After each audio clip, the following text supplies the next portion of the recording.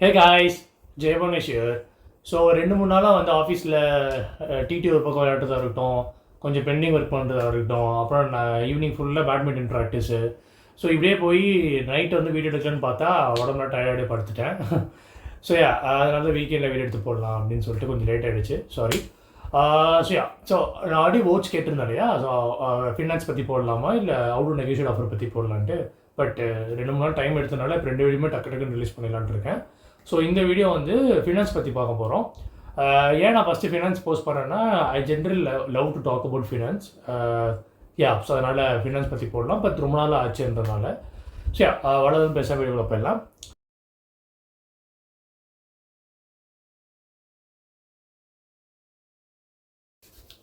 இந்த வீடியோ சொல்கிறதுக்கு முன்னாடி ஒரு குவிக் டிஸ்க்ளைமர். நான் இப்போ சொல்ல போகிற எல்லாமே வந்து imagine there is another identical world. அந்த வேர்ல்டில் இந்த மாதிரிலாம் விஷயம் நடந்துச்சு அப்படின்னா இதெல்லாம் நம்ம பண்ணணும் அப்படின்ற மாதிரி நான் ஒரு கற்பனை எல்லாமே சொல்கிறேன். ஸோ இது எதுவுமே வந்து நிஜ உள்ளதுக்கு வந்து சம்மதம் ஆச்சு அப்படின்னா அது ஒரு பியூர் கோஇன்சிடன்ஸ் மட்டும்தான். ஸோ வீடியோக்குள்ளே போயிடலாம். இப்போ நான் இது டேக்ஸ் வந்து எதுக்கு வந்து நம்ம ஃபஸ்ட்டு டேக்ஸ் கட்டணும் அப்படின்னு நீங்கள் பார்த்தீங்கன்னா, நமக்குன்னு ஒரு செக்யூர்டான ஒரு பார்டரோடு நமக்குன்னு ஒரு கண்ட்ரி இருக்குது, நமக்குன்னு ஒரு பிளேஸ் இருக்குது. நாளைக்கே வந்து இன்னொரு கண்ட்ரியோ இல்லை இன்னொரு செட் ஆஃப் பீப்புளும் வந்து நம்ம இந்த செக்யூர் பிளேஸ்க்குள்ளே வந்து நம்மளை ராப் பண்ண மாட்டாங்க, நம்மளால ஒரு வார் எடுத்து வர மாட்டாங்க. அதுக்கு நமக்கு செக்யூரிட்டி கிடைக்குது. ப்ளஸ் இந்த செக்யூர் பிளேஸ்க்குள்ளே ட்ராவல் பண்ணுறதுக்கு ப்ராப்பர் ரூட்ஸ் இருக்குது. அப்புறம் வந்து ஏதாவது பிரச்சனை அப்படின்னா மெடிக்கல் ரீதியாக பிரச்சனை அப்படின்னா கவர்மெண்ட் ஹாஸ்பிட்டல்ஸ் இருக்குது. ஸோ பேசிக்லி ஒரு பேசிக்கான ஒரு இடத்துல வாழ்கிறதுக்கான ஒரு பேசிக் அம்யூனிட்டிஸ்லாம் வந்து கவர்மெண்ட் தான் நமக்கு ஏற்படுத்தி கொடுக்குது. அதுக்கு நம்ம கவர்மெண்ட்டுக்கு வந்து கொடுக்குறது தான் டேக்ஸ். ஓகேங்களா? ஸோ இதுக்கு தான் நம்ம டேக்ஸ் கட்டுறோம். ஸோ நிறைய பேர் வந்து நீங்கள் இப்படி யோசிச்சு பார்த்தீங்க அப்படின்னா டேக்ஸ் கட்டுறது நல்லது என்ன, நான் கவர்மெண்ட் ரூல்ஸ் யூஸ் பண்ணுறேன், யூஸ் பண்ணுறேன், டேக்ஸ் கட்டுறது நல்லது என்ன அப்படின்னு நீங்கள் நினைப்பீங்க. இப்போது இந்த இமேஜினரி வேர்ல்டில் which is very identical to our current world, இந்த இமேஜினரி வேர்ல்டில் ஒரு காலத்தில் எப்படி இருந்துச்சு அப்படின்னா, ஒரு பொலிட்டிக்கல் பார்ட்டி வந்து இருக்குது அப்படின்னா, ஃபார் எக்ஸாம்பிள் டேக் காமராஜர் இந்த காலத்தில் எப்படி இருந்துச்சு அப்படின்னா, இப்போ நீங்கள் ஒரு பார்ட்டி ரன் பண்ணோம் அப்படின்னா நீங்கள் ஒரு எலெக்ஷன் கேம்பெயின் நடத்தணும், இல்லை நீங்கள் வந்து ஒரு கட்சி தூக்கி ஒரு மேலே போட்டு ஒரு மீட்டிங் ஸ்பீச் கொடுக்கணும். இந்த மாதிரி பேசிக்கான விஷயம் பண்ணுற எல்லாத்துக்குமே வந்து காசு தேவைப்படும். கிரவுண்ட் லெவலில் ஒர்க் பண்ணுறது கண்டிப்பாக லிக்விடிட்டி கேஷ் தேவைப்படும். கரெக்டுங்களா? ஸோ அதுக்கப்புறம் என்ன பண்ணுறதுனால லிட்டரலாக வந்து பப்ளிக்கிட்ட போய் டொனேஷன் கேட்பாங்க. எனக்கு இந்த பொலிட்டிக்கல் பார்ட்டி இந்த ட்ரஸ்ட் கொடுங்க அப்படின்ற மாதிரி, இந்த பொலிட்டிக்கல் ட்ரஸ்ட்டுக்கு இந்த மாதிரி ஃபண்ட் ரைஸ் பண்ணுறோன்னு சொல்லிட்டு ட்ரஸ்ட்டுக்கு வந்து லிட்டராக டொனேஷன் கேட்பாங்க. ஓகேங்களா? அப்படி இருந்த போய் காலப்போக்கில் எல்லாமே பிஸ்னஸாக மாறிடுச்சு இந்த உலகத்தில். ரோடு போகிறதுலேருந்து எந்த ஒரு ப்ராஜெக்ட் கொண்டு வரதுலேருந்து கண்ட்ரி ரன் பண்ணுறதுலேருந்து எல்லாமே பிஸ்னஸாக மாறிடுச்சு. ஓகேங்களா? ஸோ இப்போ இந்த வேர்ல்டில் எல்லாமே பிஸ்னஸாக மாறினதுனால ஒரு லெவலுக்கு மேலே எப்படி போயிடுச்சு அப்படின்னா, நான் வந்து இவ்வளோ பெரிய பார்ட்டியை வந்து ரன் பண்ணோம் அப்படின்னா எனக்கு இவ்வளோ கேஷ் தேவைப்படும். இந்த கேஷை நான் வந்து எப்படி உள்ளே கொண்டு வர்றது, இதுதான் வந்து ஒரு பெரிய சேலஞ்சாக இருக்கும். ஸோ எப்படி ஆகிடுச்சு அப்படின்னா, இப்போ ஒருத்தன் வந்து ஒரு கட்சியில் ஒரு பெரிய பொசிஷனில் இருக்கான் அப்படின்னா அவன் மக்கள் செல்வாக்கு இருந்தால் மட்டும் பார்த்தாது, அவன் எந்த அளவுக்கு வந்து லீகலாக கரெக்டாக மணியை வந்து நீட்டாக வந்து பார்ட்டி ட்ரஸ்ட் ஃபண்டு கொண்டு வரான் அப்படின்ற மாதிரி தான் இருக்கும். ஸோ இப்போது சொன்னால் நம்ப மாட்டீங்க, இது ஒரு கல்ச்சராக மாறி எப்படி ஆயிடுச்சு அப்படின்னா, கவர்மெண்ட் வந்து இந்த இமேஜினரி வேர்ல்டில் கவர்மெண்ட் என்ன பண்ணுது அப்படின்னா, நிறைய வந்து லாஸ் மேக்கிங் கம்பெனிஸ் வந்து ரன் பண்ண ஆரம்பிச்சிருச்சு. இப்போது உதாரணத்துக்கு ஒரு கம்பெனி சொல்லணும் அப்படின்னா, விஜய் ஸ்கூட்டர் யாராவது கேள்விப்பட்டிருப்போமா? யாராவது வந்து விஜய் ஸ்கூட்டர்னு வாங்கியிருப்பாங்களா? நான் ஏன் வந்து இந்த கொஷின் கேட்குறேன்னா, this world is identical to our world. So இந்த வேர்ல்டில் இருக்கிற எல்லா பீப்புள் கம்பெனிஸ் எல்லாமே இந்த வேர்ல்டு இருக்குன்னு நினச்சிக்கோங்க. ஸோ யாராவது வந்து விஜய் ஸ்கூட்டர் வாங்குவாங்களா? யாரும் வாங்க போகிறது இல்லை. பட் அப்படி ஒரு கம்பெனி வந்து ரொம்ப நாளாக ரன் ஆகிட்டு இருந்துச்சு. இப்போ அது க்ளோஸ் பண்ணிட்டாங்கன்னு நினைக்கிறேன். அந்த கம்பெனி வந்து வருஷம் 10,000 கோடி வந்து கவர்மெண்ட் வந்து கம்பெனிக்கு வந்து அலோகேட் பண்ணோம். ஸோ ஒரு லாஸ் மேக்கிங் கம்பெனிக்கு வந்து ஏன் கவர்மெண்ட் வந்து இவ்வளோ காசு அங்கே போடணும் அப்படின்ற மாதிரி நீங்கள் யோசிச்சு பார்த்தீங்க அப்படின்னா, ஆக்சுவலாக என்ன நடக்கும் அப்படின்னா, மோஸ்ட் ப்ராபப்ளி நான் என்ன தான் ஒரு பெரிய பொசிஷனில் இருந்தால், நான் ஒரு பிரைம் மினிஸ்டரோ சீஃப் மினிஸ்டர் இருந்தால் கூட என்னோட கவர்மெண்ட்டோட கஜனா வரவு செலவு வந்து நான் அது கணக்கு காட்டி ஆகணும். ஃபினான்ஸ் மினிஸ்டர் அதுக்கும் தனி டிபார்ட்மெண்ட்ஸ்லாம் இருக்கணும் வைங்களேன், அதுக்கு நம்ம வந்து கணக்கு காட்டி ஆகணும். ஆனால் அது லீகலாக உங்களுக்கு கணக்கு காட்டுற மாதிரி காட்டி இருக்கிற காசுல எடுத்து அப்படியே பொலிட்டிக்கல் ட்ரஸ்ட் ஃபண்ட் உள்ளே கொண்டு வந்துடணும். இதுதான் வந்து ஒரு பெரிய ஸ்கில் அப்படின்ற மாதிரி கன்சிடர் பண்ணுவாங்க இந்த உலகத்தில். ஓகேங்களா? இப்போ இந்த விஜய் ஸ்கூட்டர் நான் ஏன் எக்ஸாம்பிள் சொன்னோம் அப்படின்னா, இந்த கம்பெனியில் 10,000 கோடி வந்து வருஷம் கவர்மெண்ட் வந்து அலோகேட் பண்ணுது. இந்த மாதிரி நாங்கள் கம்பெனி ரன் பண்ணுறோன்ற ஒரு பேரில் ஆனால் அந்த கம்பெனி வந்து எவனும் ஸ்கூட்டர் வாங்க போகிறது இல்லை, அது வரைக்கும் எம்ப்ளாயிஸில் தண்டை சம்பளம் தான் வாங்கிட்டு இருக்கிறாங்க. ஒரு லெவலுக்கு மேலே அந்த கம்பெனி வந்து நிறைய பேலன்ஸ் ஷீட்ஸ் கிரியேட் பண்ணோம், கிட்டத்தட்ட அது ஃபேக் பேலன்ஸ் ஷீட்ஸ் தான். இந்த மாதிரி கணக்காட்டினோம், நாங்கள் இவ்வளோ காசு போட்டோம் ஆனால் அந்த கம்பெனி வந்து எங்களுக்கு பெருசாக வந்து எந்த ரிட்டர்ன்ஸ் தரல அப்படின்னு சொல்லி ஒரு மாதிரி டெக்னிக்கலாக ஆன் பேப்பரில் கவர்மெண்ட்டுக்கு இவ்வளோ காசு நஷ்டம் அப்படின்ற மாதிரி காட்டினோம். ஆனால் பேக்கெண்டில் என்ன நடக்கும் அப்படின்னா அந்த காசெல்லாம் அப்படியே அழகாக லிக்விடிட்டியாக மாதிரி ட்ரஸ்ட் பண்ணிட்டு போயிடும். ஓகேங்களா? ஸோ இந்த உலகத்தில் இந்த மாதிரி தான் வந்து ஒரு மாதிரி வந்து கிட்டத்தட்ட மணி லாண்ட்ரிங் மாதிரி தான். ஸோ ஒரு கவர்மெண்ட் ரன் பண்ணுற அவங்களே வந்து அவங்களுக்கே லிக்விடிட்டி கேஷ் தப்படுது, அவங்களே வந்து எப்படி வந்து டேக்ஸை வந்து அவாய்ட் பண்ணி, அதாவது அவங்களுக்கு மேலே இருக்கிற அந்த ஃபினான்ஸ் மினிஸ்டர் அவங்களுக்கு கண்ணுக்கு தெரியாமல் எப்படி வந்து நம்ம கேஷ் வந்து பதுக்கி வைக்கலாம் அப்படின்ற மாதிரி தான் யோசிக்கிறாங்க. நான் இது எதுக்கு சொல்கிறேன் அப்படின்னா, ரிச் பீப்புள் எல்லாருமே இதுதான் வந்து இன்ஸ்பைரிங் எடுத்துக்கிறாங்க. அவங்க என்ன பண்ணுறாங்க அப்படின்னா, ஒரு கவர்மெண்ட்டாக இருக்கட்டும், ஒரு பிஸ்னஸாக இருக்கட்டும், யாராக இருக்கட்டும், அடுத்த எண்ட் ஆஃப் த டே நீங்கள் ஒரு வருஷத்தில் இவ்வளோ பர்சன்டேஜ் ப்ராஃபிட் பார்க்குறீங்க அப்படின்னா அதில் ஒரு 30%, 20-30% பிக் கட்டு வந்து சும்மா கவர்மெண்ட் போயிடக்கூடாது.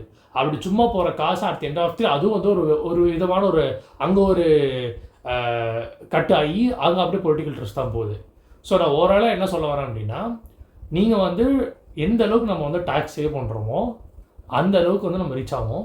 ஸோ ஆக்சுவலி வந்து ரிச் பீப்புளோட மைண்ட் செட்டில் எப்படி இருக்கும் அப்படின்னா, எப்படியாவது நான் டேக்ஸ் கட்ட மாட்டேன், டேக்ஸ் கட்டாமல் இருக்கிறதுக்கு என்னென்னலாம் வழியோ அதை நான் பண்ணுவேன், ஆனால் லீகலாக எல்லாமே வந்து ப்ராப்பராக லீகலாக பியூட்டிஃபுல்லாக வந்து டேக்ஸ் சேவ் பண்ணுவாங்க.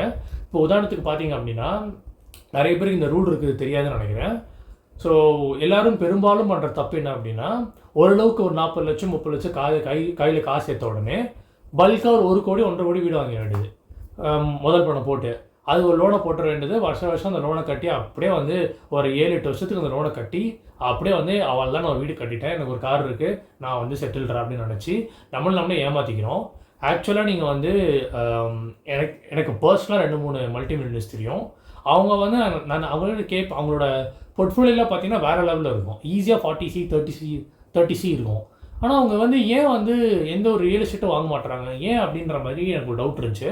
அப்போ அவங்ககிட்ட நான் கேட்கும்போது அவங்க என்ன சொல்லுவாங்க அப்படின்னா, ஏன் நிறைய பேருக்கு தெரியாத ஒரு டேக்ஸ் எக்ஸம்ஷன் இருக்குது, உன் பேரில் எந்த ஒரு ரியல் எஸ்டேட்டும் இல்லை, உன் பேரில் எந்த ஒரு சொத்தும் இல்லை அப்படின்னா. ஆக்சுவலாக வந்து நம்ம எல்லாருக்கும் தெரியும் இல்லையா, நம்ம வந்து இப்போது நான் லட்சம் வந்து ஒரு 50 லட்சம் ஒரு ஸ்டாக்கில் போட்டேன், அந்த 50 லட்ச ரூபா எனக்கு 5 கோடியாக மாறிடுச்சு, அப்போ 4.5 கோடி எனக்கு லாபம். இந்த 4.5 கோடி அந்த ஸ்டாக்கை நான் விற்று இந்த 4.5 கோடி அக்கௌண்ட்டுக்கு வந்துருச்சுன்னு வைங்களேன், அந்த 4.5 கோடி கேபிட்டல் கெயின்ஸ் டேக்ஸ் நான் கட்டி ஆகணும். அதுக்கு எப்படி 20% இவ்வளோ ஸ்லாப் வந்துச்சுன்னா 30% மேலே போயிடும்னு வைங்களேன். அப்போ அந்த 4.5 கோடியில் கிட்டத்தட்ட 30%, அதுவே கிட்டத்தட்ட வந்து 1 கோடி 2 லட்ச ரூபாய் ஆயிடுச்சு, 1.5 கோடி கிட்ட ஆயிடுச்சு. அப்போது வந்து இவ்வளோ 1.5 கோடி ரூபா வந்து இந்த டேக்ஸ் நம்ம சேவ் பண்ணுன்றதுக்கு ஒரு அருமையான வழி இருக்குது. இது லீகல் தான், ஸோ தைரியமாக ஓப்பன் மீடியாவில் சொல்லலாம்.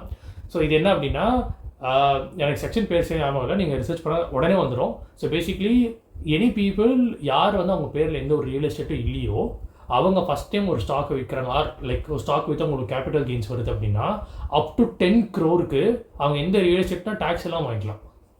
ஓகேங்களா? இப்போ உதாரணத்துக்கு இப்போ புரியுதுக்கு மாதிரி சொல்லணும்னா, நான் 50 லட்ச ரூபா போட்டேன், அது வந்து ஒரு 9 கோடி 10 கோடியாகவே மாறிடுச்சுன்னு வைங்களேன். அந்த 50 லட்ச ரூபா 10 கோடியாக மாறினால எனக்கு 9.5 கோடி லாபம். இந்த 9.5 கோடிக்கு நான் டேக்ஸ் கட்டணும். இன்கேஸ் இந்த 9.5 கோடிக்கு நான் ஏதாவது ஒரு ரியல் எஸ்டேட் வாங்குறேன்னு வைங்களேன், அப்போ நான் டேக்ஸ் கட்ட தேவையில்லை. பட் இது வந்து நான் ஃபஸ்ட் டைம் ஒரு சொத்து வாங்குற மாதிரி இருந்தால். ஸோ இதெல்லாம் நான் கேட்கும்போது எனக்கு எப்படி இருந்துச்சு அப்படின்னா, நான் ஃபஸ்ட்டு வந்து ஒரு சொத்து வாங்குறேன் அப்படின்னா அந்த சொத்து வந்து நான் அந்தளவுக்கு ஒரு 40 கோடி 50 கோடி அளவுக்கு நான் வந்து ஸ்டாக் பயங்கரமாக வந்து மல்டிப்ளை பண்ணி காம்பவுண்ட் பண்ணி பயங்கரமாக நான் வச்சுருக்கிறேன். கரெக்டாக வந்து சரி ஓகே, இப்போ நான் அது ஒரு பர்சனல் ஃபினான்ஸ் மைல் மாஸ்டர்னுவாங்க. அதாவது அவங்க எப்படி ஆகுனா அவங்க ஸ்டாக்கில் பயங்கரமாக ரீச் ஆவாங்க. எவ்ரி மைல் ஸ்டோன் பாயிண்ட், இப்போ உதாரணத்துக்கு லட்சே வந்து நான் வந்து 1000 crore சம்பாதிக்கணும் ஒரு பேச்சுக்கு வச்சுக்கலாம்னு வைங்களேன். அப்போது நான் ஒரு 100 crore வந்து ஒரு ஃபினான்ஷியல் மைல் ஸ்டோன் வச்சுப்பேன். நான் ஒன்ஸ் 100 crore தொட்டுட்டேன் அப்படின்னா பல்க்கு ஒரு 30 ஒரு 40 நான் ஒரு ரியல் எஸ்டேட் வாங்கினேன்.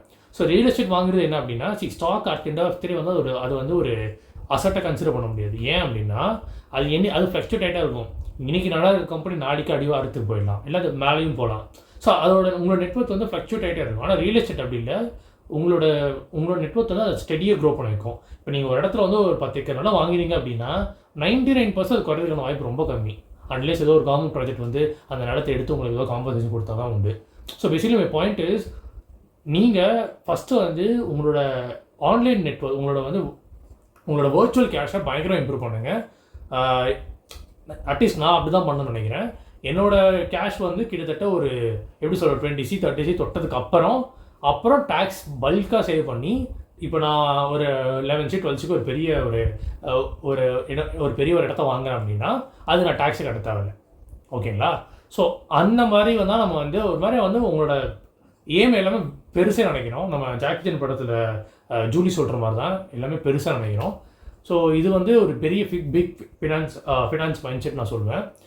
இன்னும் நிறையா இருக்குது. இப்போ அவங்க டேக்ஸ் ரிச் பீப்பிள் எப்படி டேக்ஸ் சேவ் பண்ணுறாங்க நம்ம நிறைய படிக்கலாம். பட் ஒரு லெவலுக்கு மாதிரி எல்லாமே வந்து ஓப்பன் மீடியானால ஷேர் பண்ண முடியாது. ஸோ அதுக்கு ஏதாவது ஒரு ஒர்க் ஷாப் வச்சு சொல்லலாமா, இல்லை யூடியூப்லேயே வந்து ப்ரைவேட் வீடியோஸாக சொல்லலாமா, இல்லை எனக்குன்னு ஒரு கம்யூனிட்டி வச்சு அதை சொல்லலாமான்றது நான் யோசிச்சுட்டு இருக்கேன். பட் எனிவேஸ் பண்ணோம் என்னோடய ஃபோக்கஸ் வந்து சாஃப்ட்வேர் இன்ஜினியரில் தான் இருக்க போகுது. சாஃப்ட்வேர் இன்ஜினியரிங்லாம் வந்து அதில் ஒரு அளவுக்கு பேசிக் ப்ராடக்ட் பேஸ் கம்பெனிஸ் எப்படி கிராக் பண்ணுறது அதெல்லாம் கவர் பண்ணதுக்கப்புறம் மறுபடியும் ஃபினான்ஸில் டீப்பாக இறங்கலாம். அதுக்குள்ளே எனக்கும் ஃபினான்ஸில் நானும் ஓரளவுக்கு என்னோட மணி க்ரோ பண்ணிடுவேன். ஸோ எனக்கும் சொல்கிறதுக்கும் ப்ரூஃப் காட்டுறதுக்கும் கரெக்டாக இருக்கும்.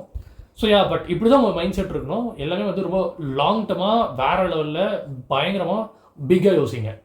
இந்த வீடியோ உங்களுக்கு பிடிச்சிருக்கோம் நம்புகிறேன். ஸோ ஓவராலாக நம்ம வந்து இந்த வீடியோவில் நான் என்ன சொல்லுவான்னு நினைக்கிறேன் அப்படின்னா, திங்க் பிக். முடிஞ்ச அளவுக்கு வந்து பெருசாக யோசிங்க. முடிஞ்ச அளவுக்கு வந்து டேக்ஸ் எப்படி லீகலாக அவாய்ட் பண்ணுறது, ரிச் பீப்புளை எப்படி யோசிக்கிறாங்க, அவங்க எப்படி டேக்ஸ் அவாய்ட் பண்ணுறாங்க, அதை பற்றிலாம் படிக்கிறோம். பட் இது எல்லாத்துக்கும் முன்னாடி ஃபஸ்ட்டு ரிச் அந்த ஸ்டேட்டுக்கு நம்ம போகிறதுக்கு அதுக்கு வந்து நானே சொல்லியிருந்தேன். எனக்கு தெரிஞ்ச இந்த ஃபியூ மல்டிமில்லியனர்ஸ் அவங்க வந்து எங்கிட்ட என்ன சொன்னாங்க அப்படின்னா, அந்த ஃபஸ்ட்டு அந்த 1 crore தொடுறது தான் கஷ்டம். ஒன்ஸ் அந்த அர்னால் சொல்கிறான், அந்த அர்னால் ரீலில் சொல்கிற மாதிரி தான் அவர் என்ன சொல்லுவார் அப்படின்னா, first $1 million is tough, so start with $2 million அது ஜாக்கோ சொல்லியிருப்பார். ஸோ ஃபஸ்ட் அந்த 1 கோடி தொடு தான் கஷ்டம். ஒன்ஸ் அதை தொட்டுட்டீங்க அப்படின்னா அதுக்கப்புறம் வந்து நாம் இந்த ரிச் கேம் விளாட்ற கேம் வந்து நாம் விளாட்னா. ஸோ நீங்கள் இந்த ரிச் பீப்புளோட அந்த நெட்ஒர்க்லாம் பார்த்தீங்க அப்படின்னா ஃப்ளாட்டாக தான் இருக்கும். அவங்களோட ஹிஸ்ட்ரி நெட்ஒர்க் பார்த்தீங்கன்னா ஃப்ளாட்டாக இருக்கும். அந்த ஃபஸ்ட்டு ஸ்பைக் வந்து ரொம்ப நேரம் இருக்கும். பட் ஒன்ஸ் அந்த ஸ்பைக் வந்துருச்சுருக்கீங்களே அதுக்கப்புறம் பயங்கரமாக எக்ஸ்பென்ஷிவலாக க்ரோ ஆகும். ஸோ ஃபஸ்ட்டு அந்த 1C தொடுறது எப்படி அப்படின்றதுக்கு ஃபஸ்ட்டு வந்து நான் அந்த 1C தொடுறது சொல்கிறேன். இருக்கிற இதெல்லாம் சொல்கிறேன் அப்படின்னு கேட்டிங்கன்னா, இதெல்லாம் படித்தா தான் உங்களுக்கு இன்ஸ்பைரிங்காக இருக்கும், ஒரு மாதிரி மோட்டிவேஷனாக இருப்பீங்க. இல்லைனா வந்து அந்த 1C அதை பற்றி யோசிச்சுட்டு இருப்போம். ஸோ ஃபஸ்ட்டு வந்து நமக்கு ஒரு பெரிய கோல் இருக்கணும். அந்த கோல் அடைக்கிறதுக்கு ஸ்டெப் பை ஸ்டெப்பாக வந்து நம்ம வந்து கொண்டு போகணும். ஸோ ஃபஸ்ட்டு 1C தொடுறதுக்கு இதுதான் பண்ணணும். தொடரல, பட் தொடர்றது என்ன ஐடியாலாம் வச்சுருக்கிறேன். ஸோ ஒரு ஹைப்பிங் ஜாப் இருக்கணும். ஒரு ப்ராப்பராக எப்படி இன்வெஸ்ட் பண்ணுறது, மணி எப்படி க்ரோ பண்ணுறது, ஒரு ப்ராப்பரான ஒரு ஐடியா அதில் இருக்கணும். ப்ளஸ் முடிஞ்ச அளவுக்கு வந்து மணி இன்கம் ஸ்ட்ரீம்ஸ் உள்ள லிக்விடிட்டி இன்கம் ஸ்ட்ரீம்ஸ் கொண்டு வந்துகிட்டே இருக்கணும். அது பார்ட் டைம் ஜாபாக இருக்கலாம், என்ன வேணா இருக்கலாம். முடிஞ்சளவு இன்கம் ஸ்ட்ரீம்ஸ் கொண்டு வந்துகிட்டே இருந்து எல்லாமே ப்ராப்பராக மணி வந்து டைவர்ஸ் பண்ணி ப்ராப்பராக க்ரோ பண்ணோம் அப்படின்னா 1C தொட்டலாம் தான். ஸோ 1C தொட்டதுக்கப்புறம் நம்ம வந்து எப்படி அந்த ரிச் பீப்புள் கேம் ஆடுது அதெல்லாம் வந்து நம்ம வந்து மெல்ல எல்லாமே நம்ம பார்க்க போகிறோம். அண்ட் வாட் எல்ஸ் நிறைய பேர் வந்து ஃபினான்ஸ் புக்ஸ் சஜஸ்ட் பண்ணி கேட்டிருந்தீங்க. நான் நிறைய ஆடியோ புக் நான் கேட்டிருக்கேன். ஸோ ஒரு வாட்டி நான் ஒரு ஆடியோ புக் கேட்கும்போது என்ன நினைப்பேன் அப்படின்னா, அதில் முடிஞ்ச ஒரு 4-5 கான்செப்ட்ஸ் தான் வந்து என் லைஃப்க்கு யூஸ்ஃபுல்லாக இருக்கும். மற்றதெல்லாம் வந்து ஒரு மாதிரியாக வந்து அவுட்டேட்டாக இருக்கும், இல்லை எனக்கு அது தேவையில்லாமல் இருக்கும். சம்டைம்ஸ் அது US பீப்புளுக்கு ஏற்ற மாதிரி இருக்கும். ஸோ நான் கற்றுக்கிட்ட வரையும் நான் படித்த நிறைய புக்ஸில் வந்து ஒரு மிஞ்சி போனால் 3-4 புக் வேணால் மேபி ஒரு 60-70% சூப்பராக இருந்துச்சு. மற்ற எல்லாமே வந்து ரொம்ப மேலோட்டமாக பார்த்தாலே போதுன்ற மாதிரி தான் இருந்துச்சு, பார்த்துருக்கலான்ற மாதிரி இருந்துச்சு. ஸோ நான் சஜஸ்ட் பண்ண ஒரு டாப் 3 புக்ஸ் பார்த்தீங்க அப்படின்னா, intelligent investor, psychology of money, அப்புறம் இது ஃபினான்ஸ் புக்குன்னு சொல்ல முடியாது, பட் இந்த book it will change your thought process, poor Charlie's ஆலமேனக்னு நினைக்கிறேன். அப்புறம் maybe even one up on Wall Street. Maybe these are the 4 books which I would recommend for you to start with. But so basically இதுதான் நான் சொல்லணும்னு நினச்சிட்டு இருந்தேன். And இந்த என்னோட ஃபினான்ஸ் இன்சைட்ஸ்லாம் வந்து உங்களுக்கு புதுசாக இருக்குது, இது பார்த்தா எனக்கு வந்து கற்றுக்கும் தோணுச்சு அப்படின்னு நீங்கள் நம்பினீங்க அப்படின்னா சப்ஸ்கிரைப் பண்ணுங்கள். அண்ட் கூட சீக்கிரம் ஒரு நல்ல வீடியோவில் அவுட் நெகோஷியேட் ஆஃபர் அதில் நம்ம பார்ப்போம். Bye guys.